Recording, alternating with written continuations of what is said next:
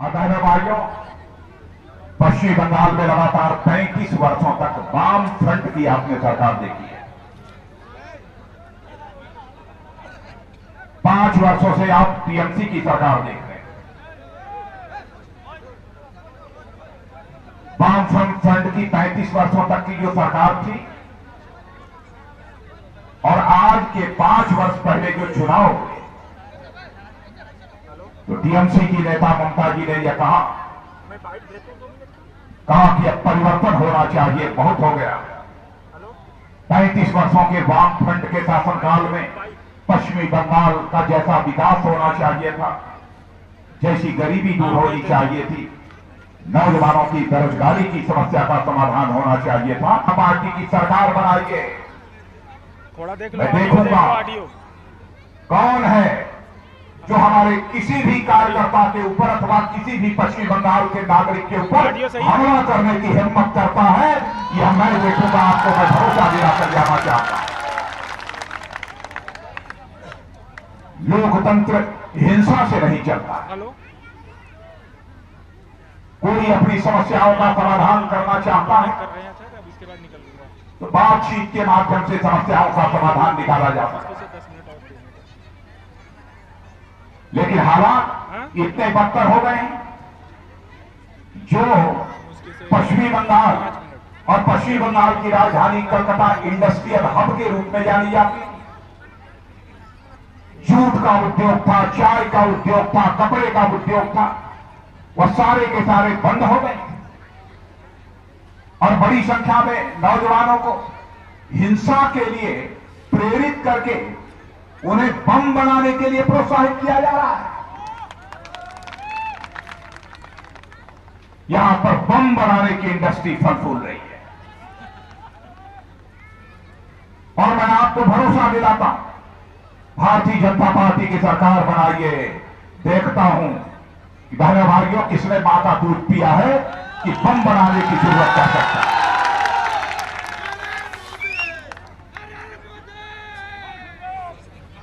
यदि हम पश्चिम बंगाल का विकास करना चाहते हैं तो जब तक पश्चिम बंगाल में शांति व्यवस्था कायम नहीं होगी, तब तक पश्चिम बंगाल का विकास नहीं हो सकता है। गरीबों की स्थिति बद से बदतर होती जा रही है। माताओं और बहनों की इज्जत और अफमत भी सुरक्षित नहीं है। ममता जी ने ही नारा दिया था, मां, माटी और मानुष। क्या हुआ? आज उनके शासनकाल में न मां सुरक्षित है, न माटी सुरक्षित है और न मानुष सुरक्षित है। मेरे बहनों भाइयों, ऐसी सरकार जानी चाहिए।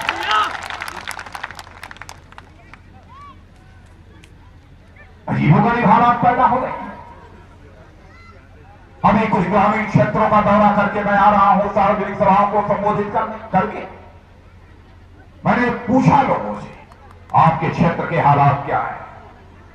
मैं आपसे भी जानना चाहता हूं, आपके गांव में सड़कें पहुंच गई हैं कि नहीं है? पक्की सड़कें बन गई हैं कि नहीं है? हाथ उठाकर बताइए, सड़कें पहुंची हैं कि नहीं पहुंची? मीडिया के लोग उधर देखिए, हाथ उठाकर मीडिया के लोगों को बतलाइए, सड़क बनी है आपके गांव तक की नहीं बनी है? मैं बहनों से पूछना चाहता हूं, आपके गांव में सड़क बनी है कि नहीं बनी है? सड़क नहीं बनी। आपके खेतों की सिंचाई के लिए पानी की व्यवस्था हुई है कि नहीं हुई है? वो भी नहीं। आपको साफ पीने का पानी मिल जाता है या नहीं मिलता है? वो भी नहीं। बच्चों के पढ़ाई लिखाई के लिए अच्छे स्कूल और कॉलेजेस बने हैं कि नहीं बने? वो भी नहीं। यदि स्कूल और कॉलेज होंगे भी तो बिल्डिंग तो होगी, लेकिन बिल्डिंग है स्कूल की तो मास्टर साहब पढ़ाने के लिए जाते हैं कि नहीं जाते हैं? वो भी नहीं जाते। अच्छा, आप लोगों की दवाई के लिए कोई हॉस्पिटल बना है कि नहीं बना है? वो भी नहीं। यदि हॉस्पिटल होगी तो उसमें डॉक्टर है कि नहीं है? वो भी नहीं। और डॉक्टर नहीं है तो दवाई मिलती है कि नहीं मिलती है? वो भी नहीं। कुछ नहीं। कैसा है पश्चिम बंगाल आप लोग का? बिजली तो 24 घंटे खूब रात को भी मिल रही है ना, वो भी नहीं। अजीबो गरीब बात है। क्या हुआ है? क्या उसे ही विकास होना चाहिए? बहनों भाइयों, मैं आपको धन्यवाद देना चाहता हूं कि आज के 2 साल पहले 2014 में आप लोगों ने जिस तरीके से भारतीय जनता पार्टी को समर्थन दिया है, उसका परिणाम यह हुआ है कि आजाद भारत के इतिहास में पहली बार किसी नॉन कांग्रेस पॉलिटिकल पार्टी यानी गैर कांग्रेस राजनीतिक पार्टी को भारत की संसद में स्पष्ट बहुमत हासिल हुआ है और मोदी जी के नेतृत्व में वहां पर भारतीय जनता पार्टी की सरकार बनी। मैं आप सबसे अपील करना चाहता हूं, सरकार आप लोगों ने तो दिल्ली में बना दी और दिल्ली में सरकार बनाकर आप लोगों ने हम लोगों को कुर्ता तो पहना दिया, लेकिन आपको केवल शर्ट या कुर्ता पहना दिया जाए, नीचे कुछ ना रहे तो काम चलेगा? तो आज मैं आपसे अपील यही करना चाहता हूं कि आपने दिल्ली में हम मोदी जी के नेतृत्व में सरकार बनाकर हम लोगों को कुर्ता तो पहना दिया है, लेकिन अब पश्चिमी बंगाल की सरकार बनाकर आप धोती पैजामा और पैंट भी पहना दीजिए। यही अपील करने के लिए आप सबके बीच आया। होगा कि नहीं होगा? पक्का होगा? और हालत यहां कांग्रेस और कम्युनिस्ट पार्टी की देखिए। केरल में भी चुनाव हो रहा है, पश्चिम बंगाल में भी चुनाव हो रहा है।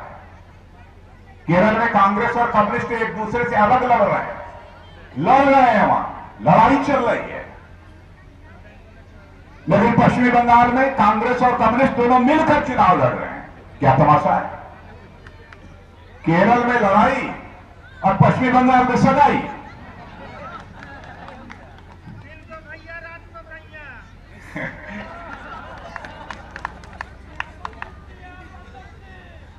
बांग्लादेशी घुसपैठिए भी पश्चिमी बंगाल में तेजी से प्रवेश करते रहे।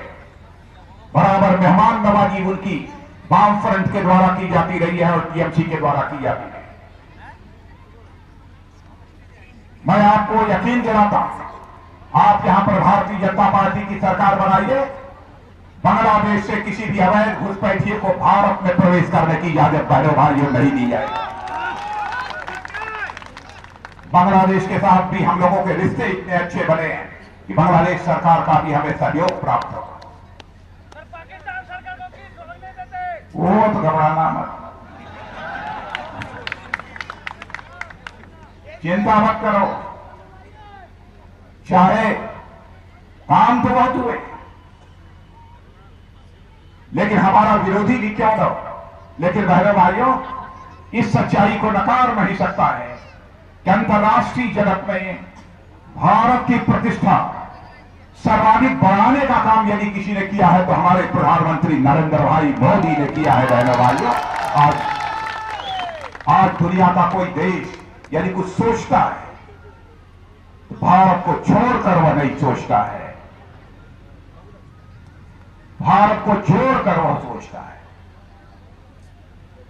ऐसे हालात 2 वर्ष के अंदर ही बने।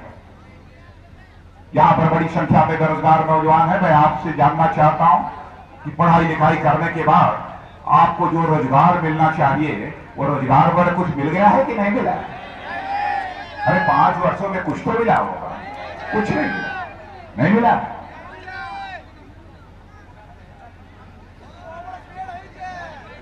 लेकिन मैं आपको भरोसा दिलाता हूं, हमारी सरकार ने स्किल इंडिया का कार्यक्रम चलाया है बहनों भाइयों, कौशल विकास का। और 2 महीने, 3 महीने, 4 महीने, 15 दिन की ट्रेनिंग देकर जो नौजवान जो काम करना चाहता है उसके लिए काम का अवसर मुहैया कराने की व्यवस्था हम लोगों ने प्रारंभ कर दी है और तेजी से आगे बढ़ रही है। और बड़ी संख्या में नौजवानों को इस हिंदुस्तान में हम लोगों ने रोजगार मुहैया कराया। और कौशल विकास होने के बाद, स्किल डेवलप होने के बाद यदि आप कोई काम करना चाहते हैं आपके पास पैसा नहीं है तो मुद्रा बैंक योजना के अंतर्गत जाकर आप लाखों रुपया बैंक से ले सकते हैं और आपको कुछ भी मॉर्गेज नहीं करना पड़ेगा, कोलेटरल सिक्योरिटी नहीं देनी पड़ेगी और आपकी सिक्योरिटी देने का काम कोई करेगा तो हमारी सरकार करेगी। यह भी हम लोगों ने नीतिगत फैसला किया है। मैं माताओं बहनों से पूछना चाहता हूं, आप सबके घर में गैस सिलेंडर पहुंच गया है कि नहीं? कितने लोग नहीं पहुंचा? हाथ दिलाइए, गैस सिलेंडर पहुंचा है कि नहीं? नहीं पहुंचा। हमारी सरकार का फैसला है, हमारे प्रधानमंत्री ने फैसला किया है, अब इस साल 1 करोड़ गरीबी रेखा के नीचे जीवन निर्वाह करने वाले परिवारों को मुफ्त में हम उनको गैस कनेक्शन उपलब्ध कराएंगे, एलपीजी गैस सिलेंडर मुहैया कराएंगे। यह भी हम लोगों ने फैसला किया। आप यहां विधवा पेंशन, वृद्धावस्था पेंशन, बच्चों की स्कॉलरशिप, खाद पर मिलने वाली सब्सिडी, यह कुछ मिलती जुलती है कि नहीं? नहीं मिलती, नहीं मिलती। और मिलती भी होगी तो आधी अधूरी मिलती होगी, कमीशन देना पड़ता होगा। यह सही है, पकड़ लिया मैंने, बिना कुछ दिए नहीं मिलता हो। लेकिन हम लोगों ने पक्की व्यवस्था कर ली है, सभी परिवारों का बैंक में अकाउंट खुल गया है। भले ही उस परिवार के पास पैसा हो अथवा ना हो, जीरो बैलेंस अकाउंट खोल दिया है। कोई भी सब्सिडी, चाहे विधवा पेंशन, वृद्धावस्था पेंशन, चाहे स्कॉलरशिप, बच्चों की वजीफा, और बिचौलियों के माध्यम से आपके घर नहीं पहुंचेगा, बल्कि सीधे डायरेक्ट बेनिफिट ट्रांसफर इस सिस्टम के माध्यम से दिल्ली के बैंक के अकाउंट से निकलेगा और आपके गांव वाले बैंक के अकाउंट में पहुंच जाएगा। एक ऐसी मुकम्मल व्यवस्था की है। यहां पर किसान हैं, किसान जितने हो जाए हाथ उठाइए। बहुत बहुत आप जो भी फसल पैदा करते हैं, आपको उसकी उचित कीमत मिल जाती है कि नहीं मिलती? ये देखिए, आज देखिए, या मीडिया के लोग उधर देखिए, मिलती है कि नहीं उचित कीमत? नहीं। यार बहनों भाइयों, हमारी सरकार का फैसला है कि 2022 आते आते 6 वर्षों के अंदर हम ऐसे हालात पैदा करेंगे, आज हमारे किसान की जितनी आमदनी है उसकी ठीक 2 गुना आमदनी 2022 आते आते हो जाए, ऐसे हम हालात पैदा करेंगे। प्रधानमंत्री फसल बीमा योजना लागू की गई। हेलो, जितने का बीमा हो जाएगा पूरा का पूरा, हेलो, प्रीमियम भी खरीफ के लिए 2% केवल 100 रुपए की का बीमा कराते हैं तो 2 रुपया केवल आपको देना होगा। रबी का कराते हैं केवल 1.5 रुपया देना होगा। शेष जो प्रीमियम का पैसा देना होगा वह सरकार देगी। और जब फसल आपकी बर्बाद हो जाती है, सूख जाती है, बाढ़ आने पर फसल नष्ट हो जाती है, तो बहनों भाइयों, पूरे बीमा की भरपाई कोई करेगा तो बीमा कंपनी करेगी। यह प्रधानमंत्री फसल बीमा योजना के अंतर्गत हम लोगों ने व्यवस्था की। गरीब, बहुत सारे ऐसे गरीब परिवार हैं, जिन गरीब परिवारों को अपना सिर ढकने के लिए अपना मकान नहीं है, हमारी सरकार ने फैसला किया है बहनों भाइयों, 2022 से आते आते इस हिंदुस्तान में एक परिवार भी शेष नहीं बचेगा जिस परिवार के पास अपना सिर ढकने के लिए कोई अपना मकान न हो। ऐसा एक परिवार भी शेष नहीं बचेगा। क्या अब तक कांग्रेस की सरकारें, वाम फ्रंट की सरकारें और टीएमसी की सरकारें यह सब व्यवस्था नहीं कर सकती थी? उन्होंने नहीं किया। अजीबोगरीब हालात यहां पर होते, थानों के ऊपर भी यहां हमले होते हैं और सरकार टकटकी लगाकर देख रही है, थाने भी सुरक्षित है।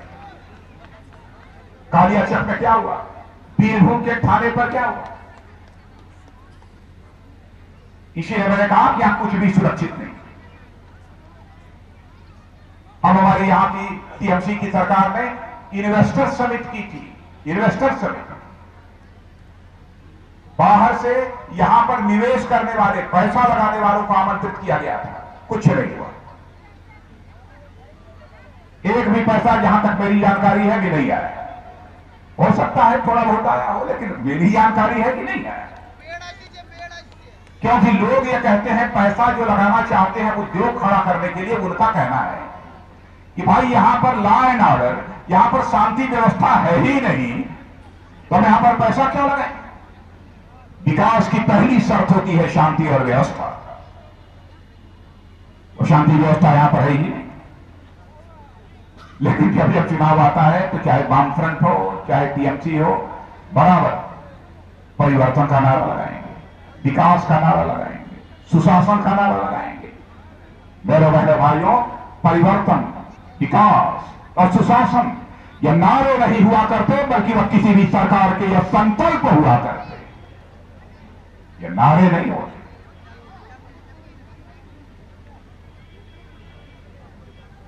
हम लोगों ने अन्य भी बहुत सारी योजनाएं सोची हैं, और इस तरह सोचा ही नहीं है, बहुत सारी योजनाओं को हम लोगों ने लागू किया है।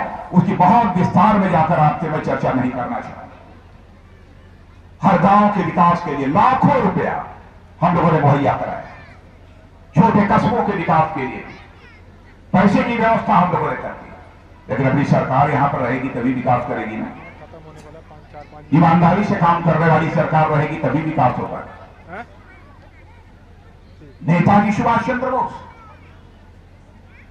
यह पश्चिमी बंगाल की धरती है बहनों भाइयों। नमन करता हूं इस पश्चिमी बंगाल की धरती को, जिस धरती की माताओं ने ऐसे ऐसे लाल पैदा किए हैं कि जिन्होंने कि पश्चिमी बंगाल का नाम केवल भारत में ही रोशन नहीं किया है, बल्कि सारी दुनिया में पश्चिमी बंगाल का नाम रोशन करने का काम किया, भारत का नाम रोशन किया। उन्हीं में से एक है नेताजी सुभाष चंद्र बोस। आज भी उस पर पर्दा पड़ा हुआ है, क्या हुआ नेताजी सुभाष चंद्र बोस का।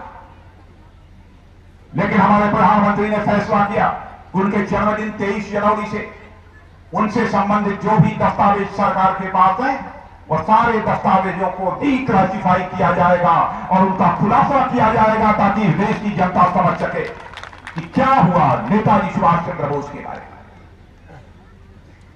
कांग्रेस की सरकार थी, कांग्रेस की सरकार ने कभी इस बात की चिंता नहीं की कि जो फाइलें भारत सरकार के सचिवालय में पड़ी हुई हैं नेताजी सुभाष चंद्र बोस से संबंधित, उन सब सारी फाइलों को डीक्लासिफाई किया जाए, इसके बारे में कभी चिंता नहीं की। लेकिन हमारे प्रधानमंत्री जी ने इस काम को प्रारंभ कर दिया। जानकारी यह प्राप्त हो रही है बहनों भाइयों, कुछ दस्तावेज नेताजी से संबंधित गायब है या तो नष्ट कर दिए गए, कहां गए। मैं कांग्रेस के नेताओं से पूछना चाहता हूं, देश आपसे यह जवाब चाहता है, नेताजी सुभाष चंद्र बोस के साथ क्या हुआ था, उसका खुलासा किया जाना चाहिए, वरना यह देश आपको किसी भी सूरत में माफ नहीं करेगा। इसलिए मैं आप सबसे, गायों की तस्करी उस्करी कुछ कम हुई है कि नहीं? कुछ पहले से थोड़ी बहुत कम हुई नहीं हुई? पहले से जो आंकड़े हैं उनमें तस्करी पहले से काफी कम हुई। सरकार बना दीजिए, सरकार बना दीजिए, गायों की तस्करी पूरी तरह से हम रोक देंगे। आपको विश्वास दिलाना चाहते हैं, हमें राज्य सरकार का सहयोग चाहिए, रोकेंगे इसे। तो आज के अवसर पर आप सबसे मैं यही अपील कर रहा हूं मेरे बहनों भाइयों कि आप सभी भारतीय जनता पार्टी की सरकार बनाइए। और मुझे जानकारी यह प्राप्त हुई है, यहां की कोल माइंस जितनी थी सब बंद पड़ी हैं। कोल माइंस का क्या हाल है? बंद है, चल रही है कि नहीं? लाखों करोड़ रुपए का घोटाला हो गया था कोल माइंस में, मालूम है कि नहीं? नीलामी में। अब हम लोगों ने जो व्यवस्था की है, जैसे कोल माइंस की नीलामी की है, उससे लगभग 3 लाख करोड़ रुपए का मुनाफा हम लोगों को होने जा रहा है। और उनके राज्य में 1,78,000 करोड़ रुपए का घपला हो गया, घोटाला हो गया।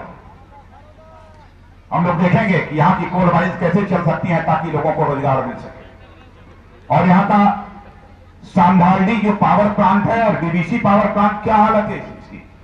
चल रहा है कि नहीं? क्या हो गया? टीएमसी की सरकार और वामफ्रंट की सरकारों ने इसे नहीं चलाया।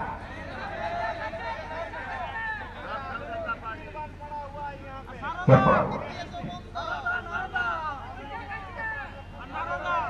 बहुत हालत खराब है, बहुत हालत खराब है।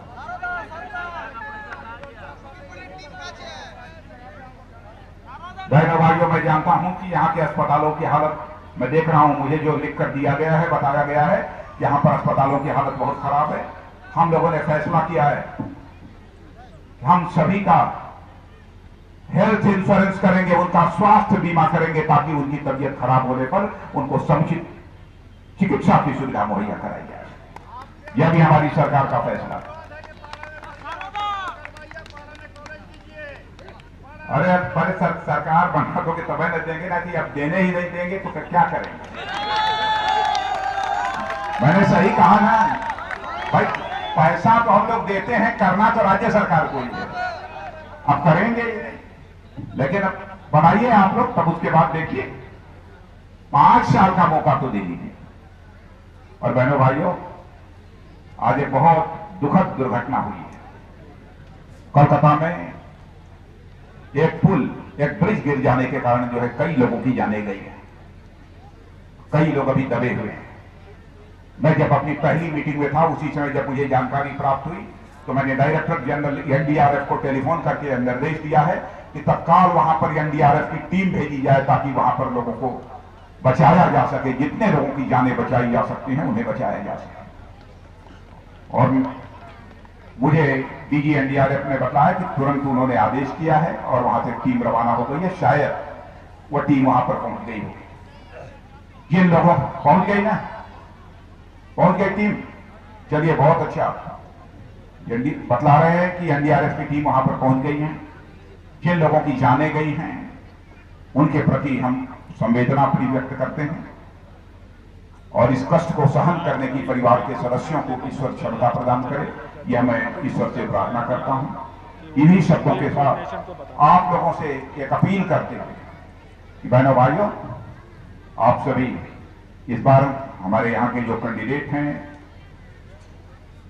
श्री नोडियार चंद बावरी, कहां है नोडियार चंद बावरी?